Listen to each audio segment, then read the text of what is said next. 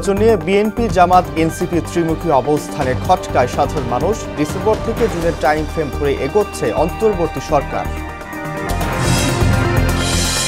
প্রধান উপদেষ্টার কাছে নারী বিষয়ক সংস্কার কমিশনের প্রতিবেদন জমা, দ্রুত বাস্তবায়নযোগ্য সুপারিশ নিয়ে কাজ করার নির্দেশ। ধর্ষণের শিকার হয়ে 4 মাসে চট্টগ্রাম মেডিকেলে ভর্তি 152, বেশিরভাগই শিশু কিশোরী। বিচারহীনতার কারণে বাড়ছে নিপীড়ন, বলছেন বিশেষজ্ঞরা। এবং লাভজনক হওয়ায় ফরিদপুরে বাড়ছে পেঁয়াজ বীজের উৎপাদন, চলতি বছরে লক্ষ্যমাত্রা পূরণে সহযোগিতার আশ্বাস কৃষি বিভাগের।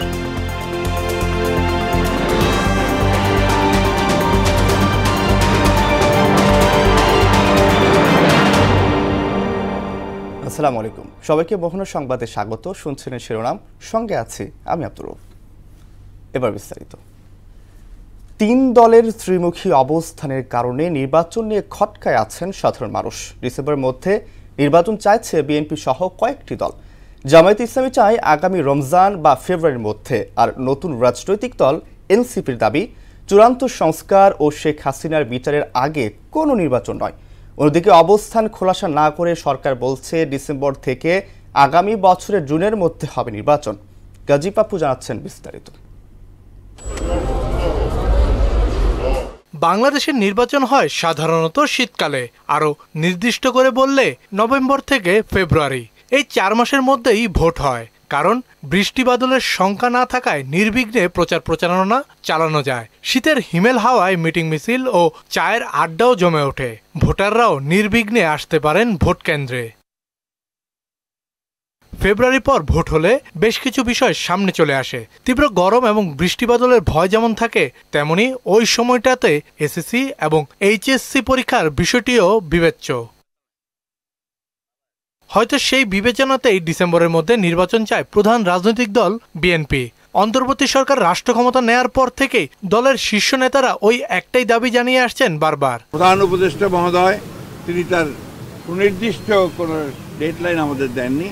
তিনি বলেছেন যে ডিসেম্বর থেকে জুনের মধ্যে তিনি নির্বাচন শেষ করতে চান। আমরা একেবারেই সন্তুষ্ট নই। আমরা পরিষ্কার করেই বলেছি, ডিসেম্বরের মধ্যে নির্বাচন যদি না হয় তাহলে দেশে যে রাজনৈতিক পরিস্থিতি, অর্থনৈতিক পরিস্থিতি এবং সামাজিক পরিস্থিতি সেটা আরো খারাপের দিকে যাবে। ডিসেম্বর থেকে জানুয়ারি অথবা মধ্য ফেব্রুয়ারি আগে না হলে নির্বাচন চলে যেতে পারে জুনের পরে, কারণ এরপর রোজা ও 2 ঈদের বিষয়টি জড়িত। সে কারণেই আগামী রমজানের আগে ভোট চাইছে জামাতে ইসলাম। সরকারের প্রধান উপদেষ্টা বলেছেন যে তিনি এই বছরের ডিসেম্বর অথবা আগামী বছরের জুনের মাধ্যমে ইলেকশন দেবেন। আমরা তার কমিটমেন্টে তিনি ঠিক আছেন এটা দেখতে চাই। আর আমাদের ভিউ হচ্ছে যে এটা রমজানের আগেই শেষ হয়ে যাওয়া দরকার। নির্বাচনের তারিখ নিয়ে বিপরীতমুখী অবস্থান নিয়েছে নতুন দল ন্যাশনাল সিটিজেন পার্টি এনসিপি। যে 3টি দাবি, বিচার, সংস্কার এবং গণপরিষদ নির্বাচন, সেটি আমরা সুস্পষ্টভাবে বলেছি। আমরা বলেছি যে আমরা এখানে কোনো ধরনের ন্যূনতম সংস্কার নয়, বরং মৌলিক সংস্কার, রাষ্ট্রের গুণগত পরিবর্তনের জন্য আমরা কাজ করছি এবং কোনো ধরনের পরিবর্তন ছাড়া নির্বাচনের দিকে গেলে সেই নির্বাচনটি গ্রহণযোগ্য হবে না। 3 দলের অবস্থান জানা গেল নির্বাচন নিয়ে সরকার কি বলছে। গত 16 এপ্রিল বিএনপির সাথে বৈঠকের পর আইন উপদেষ্টা বলেন প্রধান উপদেষ্টা ঘোষিত ডিসেম্বর থেকে জুনের মধ্যেই নির্বাচন হবে। আমাদের সরকারের কোন উপদেষ্টা আমরা কথা বলেন, আমরা একটা ক্যাটাগরিক্যালি বলেছি যে যেটাই বলুক না কেন আমাদের প্রধান উপদেষ্টা জাতির উদ্দেশ্যে দেওয়া ভাষণে বারবার যেটা রিপিট করেছেন সেটাই দলের অবস্থান। সেখান থেকে অন্য কেউ যদি বেফাস কথা বা অন্যরকম নিজস্ব বিবেচনা শুধু কথা বলেন, সেটাতে তারা যদি বিভ্রান্ত না হন। আমাদের প্রধান উপদেষ্টা ডক্টর মোহাম্মদ ইউনূস প্রথম থেকেই বলেছেন ডিসেম্বর থেকে জুন। বাংলাদেশে গ্রীষ্মকালে নির্বাচন হয়েছে এমন উদাহরণ আছে মাত্র 2টি, একটি 1986, অন্যটি 1996 সালে। গাজী পাপ্পু, মোহনা সংবাদ, ঢাকা। ডিসেম্বরে নির্বাচনের বিষয়ে 12 দলীয় জোটের সঙ্গে একমত বিএনপি। শনিবার বিকেলে গুলশানের চেয়ারপারসনের কার্যালয়ে 12 দলীয় জোটের সঙ্গে বৈঠক শেষে কথা বলেন বিএনপির লিয়াজো কমিটির সদস্য নজরুল ইসলাম খান। তিনি বলেন, ডিসেম্বরে জাতীয় নির্বাচন সহ বিভিন্ন বিষয়ে 12 দলীয় জোটের সঙ্গে ঐক্যমত হয়েছে। নজরুল ইসলাম খান এও বলেন, নির্বাচনের দাবিতে নতুন করে আন্দোলন করার প্রয়োজন আছে বলে মনে করেন না বিএনপি। সরকার জন আকাঙ্ক্ষা থেকেই ডিসেম্বর নির্বাচন নিয়ে যে দাবি তা পূরণ করবে। স্বৈরতন্ত্রের সব পথ বন্ধ করে সামনে এগোতে চায় এনসিপি। শনিবার সকালে ঐক্যমত্য কমিশনের সঙ্গে বৈঠক শেষে দলটির নেতারা বলেন, বিচার ও সংস্কারের দৃশ্যমান অগ্রগতির পরে নির্বাচনের চিন্তা করতে হবে। বৈঠকে শান্তিপূর্ণ ক্ষমতা হস্তান্তর এবং সংবিধানের ৭০ অনুচ্ছেদে ব্যাপক পরিবর্তনের কথা বলা হচ্ছে।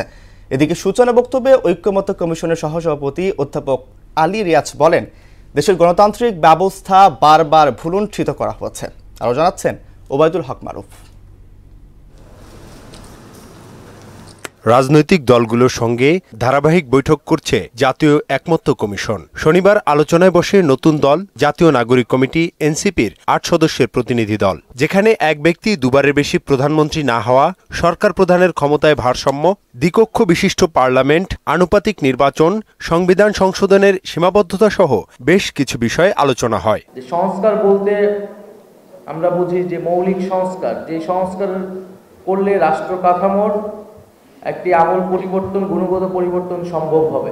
সূচনা বক্তব্যে ঐক্যমত্য কমিশনের সহসভাপতি অধ্যাপক আলী রিয়াজ বলেন, গণতান্ত্রিক সংগ্রামের মাধ্যমে অর্জিত বিজয়কে বারবার ভুলুণ্ঠিত করা হয়েছে। কমিশন সুপারিশে যেসব বিষয়ে ঐক্যমত্য হয়েছে তা নিয়ে জাতীয় আকাঙ্ক্ষার সনদ তৈরি করা হবে বলেই জানান তিনি। সকলে মিলে যেন আমরা একটি নতুন বাংলাদেশ করতে পারি, যেন বাংলাদেশে ফ্যাসিবাদী শাসন ফেরত না আসে, যেন বাংলাদেশে গণতান্ত্রিক প্রতিষ্ঠানগুলো স্থায়ী রূপ নেয় এবং যেন মানুষের অধিকার প্রতিষ্ঠিত হয়, যেন গুম, খুন, বিচার বহির্ভূত হত্যা এবং সমস্ত রকম নিপীড়ন আমরা মোকাবেলা করতে পারি।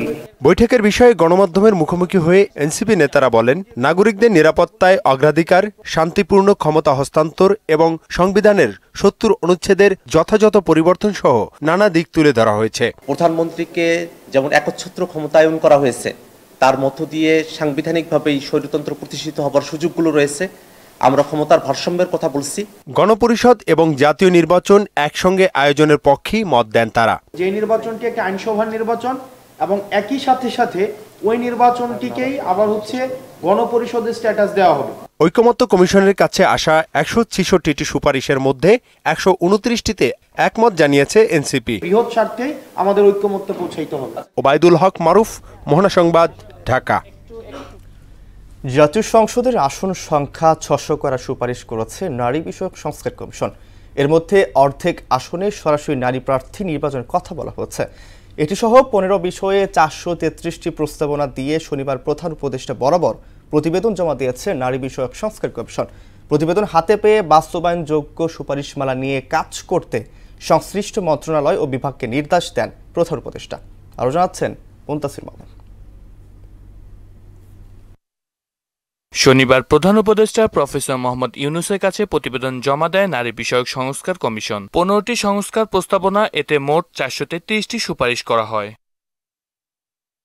প্রতিবেদনে নারীর সার্বিক ক্ষমতায়ন, আর্থসামাজিক অন্তর্ভুক্তি, সাংস্কৃতিক প্রগতি এবং আইনগত সুরক্ষার বিষয়ে গুরুত্ব দেওয়া হয়েছে। এছাড়া প্রতিটি নির্বাচনী এলাকায় নারীদের একটি সাধারণ আসন এবং একটি সংরক্ষিত আসন রেখে সংসদীয় আসন সংখ্যা ৬০০তে বৃদ্ধির সুপারিশ করেছে নারী বিষয়ক সংস্কার কমিশন। শনিবার রাজধানীর ফরেন সার্ভিস একাডেমিতে এসব তথ্য তুলে ধরেন সংস্কার প্রধান শিরিন পারভিন হক।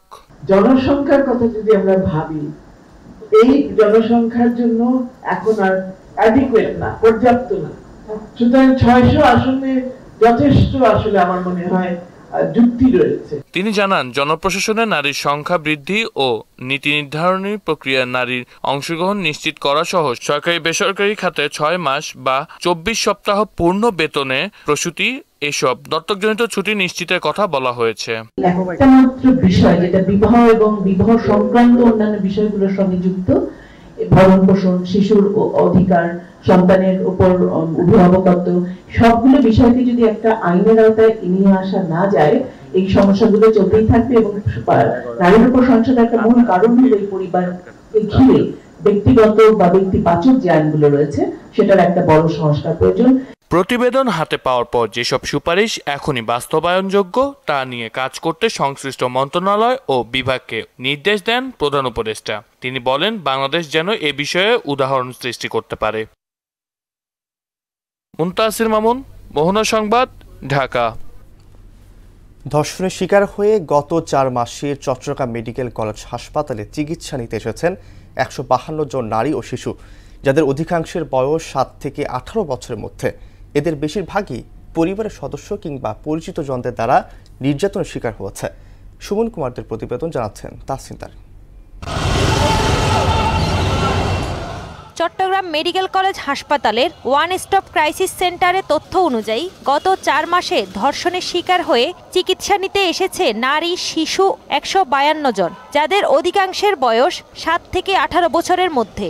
ধর্ষণের বিচার দৃশ্যমান না হওয়ায় কমছে না ধর্ষণ। গেল 4 মাসে 152 জনের যৌন নির্যাতনের কেস পাওয়া গেছে, যাদের বেশিরভাগই 12 বছরের নিচে। আর এদের প্রায় সবই পরিবারের সদস্য বা পরিচিত জনদের দ্বারা নির্যাতনের শিকার হয়ে থাকে। আমাদের গবেষণার মধ্যে সর্বনিম্ন বয়স 9 মাস, আর সর্বোচ্চ তো কোনো এজ লিমিট নাই। আমরা 50-55 পর্যন্ত পেয়েছি। হ্যাঁ, তবে কমন এজ গ্রুপ হচ্ছে 7-8 বছর থেকে এই 18 বছর পর্যন্ত। অপরাধীদের দ্রুত বিচার না হওয়া এবং সামাজিক প্রতিরোধ দুর্বল থাকায় ধর্ষণের ঘটনা লাগামহীনভাবে বাড়ছে। শুধুমাত্র 7 দিনই বিচারের কথা বললে সমাধান হবে না, কারণ এখানে অনেক মানুষকে হয়রানি করার জন্য ষড়যন্ত্রমূলক মিথ্যা মামলাও যেমন দায়ের হয়, সত্যিকার অপরাধ যেখানে ঘটে সেই মামলাগুলো আলোর মুখ দেখে না। আসলে সঠিক সময়ে সঠিক বিচার না হওয়ায় বাড়ছে ধর্ষণের ঘটনা। বিশেষ ট্রাইব্যুনাল করে দ্রুত বিচারের আওতায় এনে শাস্তি নিশ্চিত করতে পারলে ধর্ষণের মতো ঘটনা নিয়ন্ত্রণে আসবে। বাংলাদেশে বর্তমান সময়ে সবচেয়ে বেশি যে অপরাধটা মাথাচাড়া দিয়ে উঠেছে সেটা হচ্ছে ধর্ষণ। বিশেষ করে শিশু ধর্ষণ, পুরুষ শিশু, নারী শিশু, কেউ নিরাপদ না। এই ঘটনায় দেখা যাচ্ছে যে ধর্ষণের ঘটনায় এটা সঠিক সময়ে সঠিক বিচার না হওয়ার কারণে এই অপরাধটা আরো বেড়ে গেছে। অনেক ভুক্তভোগী হাসপাতালে ভর্তি বা পুলিশের কাছে অভিযোগ করেন না, কিন্তু যেসব ঘটনা রেকর্ড করা হয়েছে তার পরিসংখ্যানই ভয়াবহ পরিস্থিতির ইঙ্গিত দিচ্ছে। তাহসিন তারিন, মোহনা সংবাদ। খ্রিস্টান সম্প্রদায়ের অন্যতম ধর্মীয় উৎসব পবিত্র ইস্টার সানডে আজ। এদিন খ্রিস্ট ধর্মের প্রবর্তক যীশুখ্রিস্ট মৃত্যু থেকে পুনরুত্থান করেছিলেন। তাই খ্রিস্ট ধর্মাবলম্বীদের মতে দিনটি অত্যন্ত গুরুত্বপূর্ণ, সংবেদনশীল ও আনন্দের। ইস্টার সানডে নির্দিষ্ট কোনো তারিখে পালিত হয় না। বলা হয় 21 মার্চের পর যখন আকাশে প্রথম পূর্ণ চাঁদ দেখা যায় তার পরের রবিবার পালন করা হয় ইস্টার সানডে। সারা বিশ্বের মতো বাংলাদেশেও যথাযোগ্য ধর্মীয় মর্যাদায় উদযাপিত হয় ইস্টার সানডে। এ উপলক্ষে বাহ্যিক ও আধ্যাত্মিক দুভাবেই চলছে নানা আয়োজন। বঙ্গোপসাগরে সৃষ্ট নিম্নচাপের প্রভাবে পটুয়াখালীর উপকূলীয় এলাকায় আবহাওয়া মেঘাচ্ছন্ন। সকাল থেকেই হালকা বাতাসের সঙ্গে শুরু হয়েছে গুঁড়ি গুঁড়ি বৃষ্টি। আজ পটুয়াখালীতে সর্বোচ্চ তাপমাত্রা 31 ডিগ্রি সেলসিয়াস এবং সর্বনিম্ন 26 ডিগ্রি সেলসিয়াস রেকর্ড করা হয়েছে। আবহাওয়া অফিস বলছে দিনভর বজ্র সহ বৃষ্টিপাতের সম্ভাবনা রয়েছে। পটুয়াখালীর উপকূলীয় এলাকার জন্য স্থানীয় প্রশাসন ও আবহাওয়া অফিস থেকে সতর্কতা জারি করা হচ্ছে। ছোট নৌযান ও মাছ ধরা ট্রলার সহ উপকূলের কাছাকাছি থাকার পরামর্শ দেওয়া হচ্ছে। দর্শক, আবহাওয়ার খবর জানতে পটুয়াখালী থেকে আমাদের সঙ্গে যুক্ত হচ্ছেন সহকর্মী খোকন হাওলাদার। খোকন, পটুয়াখালীতে আজ কেমন আবহাওয়া বিরাজ করছে আমাদের জানাবেন।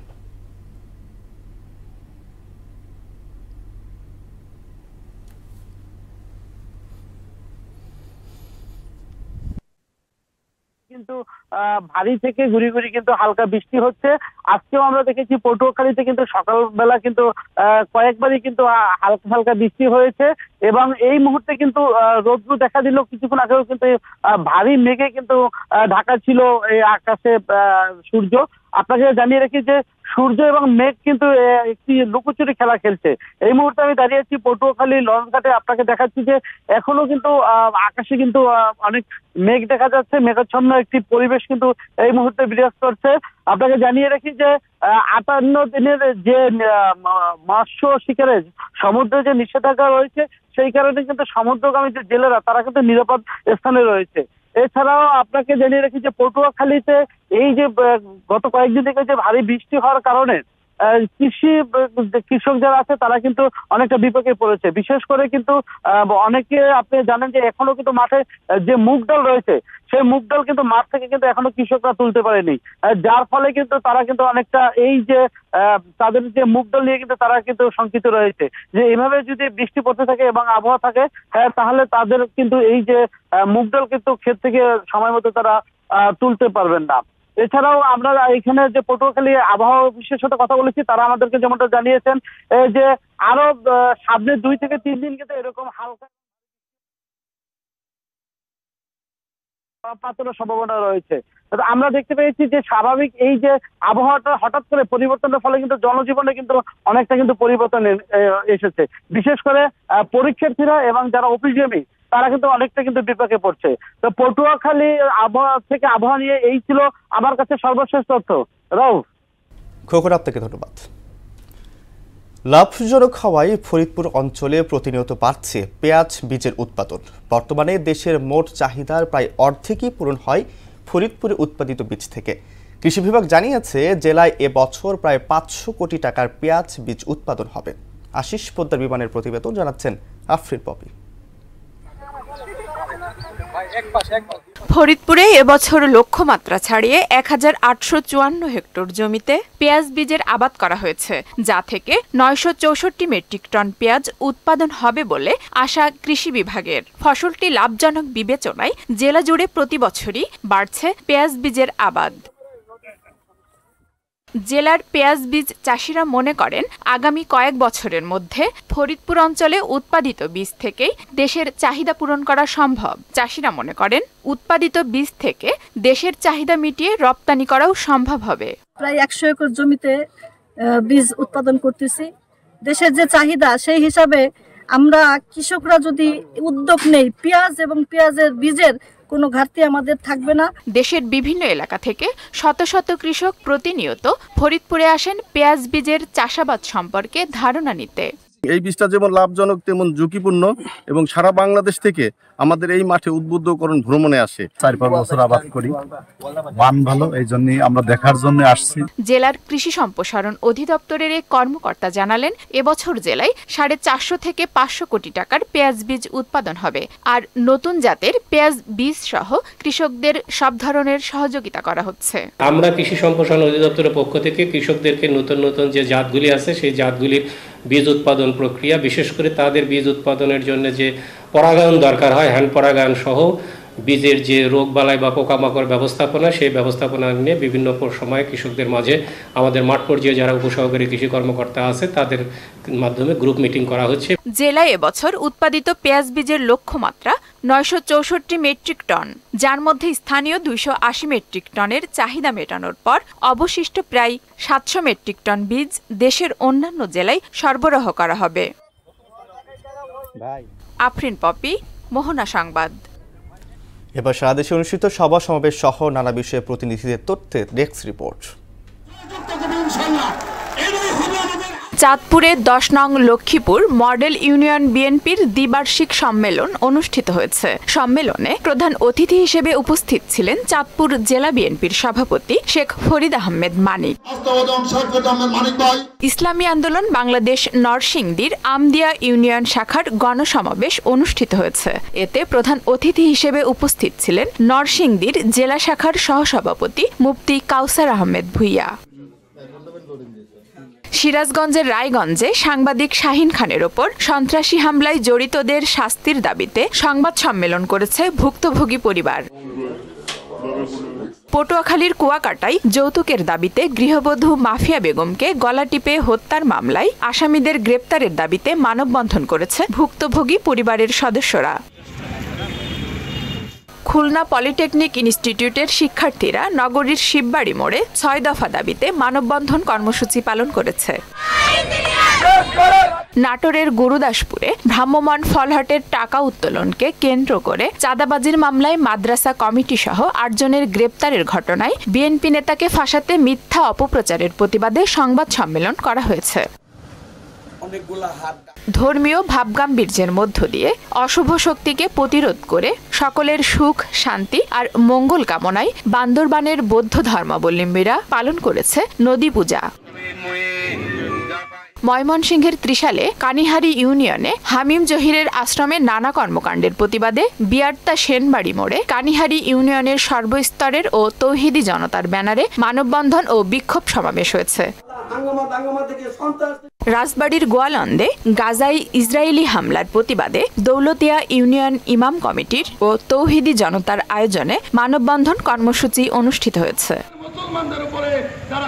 ময়মনসিংহের মুক্তাগাছায় সংখ্যালঘু নির্যাতন ও তাদের জমি দখলের অভিযোগে অভিযুক্তদের বিচার দাবিতে মানববন্ধন অনুষ্ঠিত হয়েছে।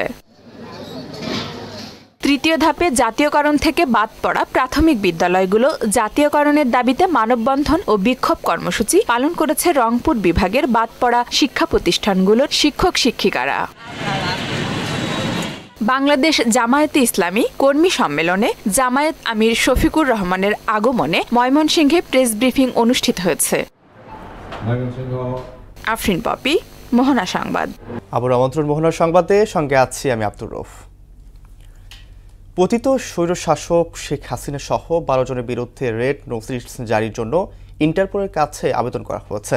জুলাই আগস্ট গণহত্যা মামলায় আসামি বিদেশ পলাতকদের বিরুদ্ধে রেড নোটিশ জারি করতে 3 ধাপে আবেদন করেছে পুলিশের ন্যাশনাল সেন্ট্রাল ব্যুরো এনসিবি।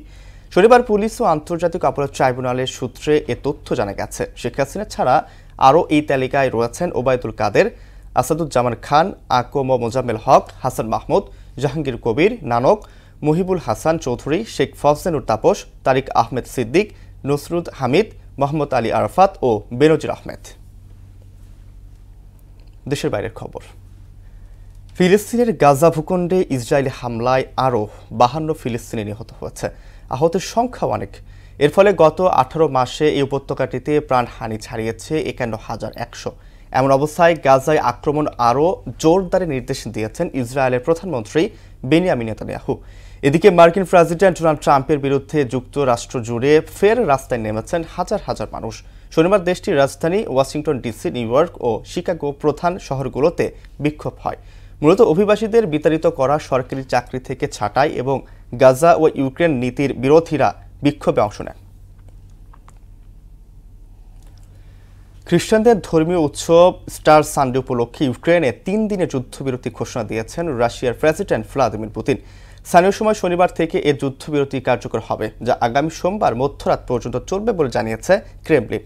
এ সময় ইউক্রেনে সব ধরনের হামলা বন্ধ রাখবে রুশ সেনারা। তবে ইউক্রেন যুদ্ধবিরতি ভঙ্গ করলে যথাযথ জবাবের হুঁশিয়ারি দিয়েছেন প্রেসিডেন্ট পুতিন। শেষ করে মোহনা সংবাদ যাবার আগে শিরোনামগুলো জানিয়ে দিচ্ছে আমার।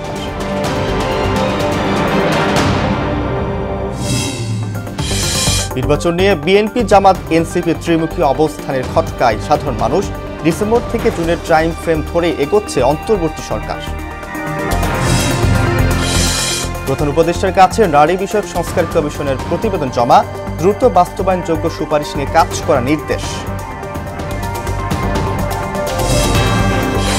ধর্ষণের শিকার হয়ে 4 মাসে চট্টগ্রাম মেডিকেলে ভর্তি 152 জন, বেশিরভাগই শিশু কিশোরী। বিচারহীনতার কারণে বাড়ছে নিপীড়ন, বলছেন বিশেষজ্ঞরা। এবং লাভজনক হওয়ায় ফরিদপুরে বাড়ছে পেঁয়াজ বীজের উৎপাদন। চলতি বছরে লক্ষ্যমাত্রা পূরণে সহযোগিতার আশ্বাস কৃষি বিভাগের।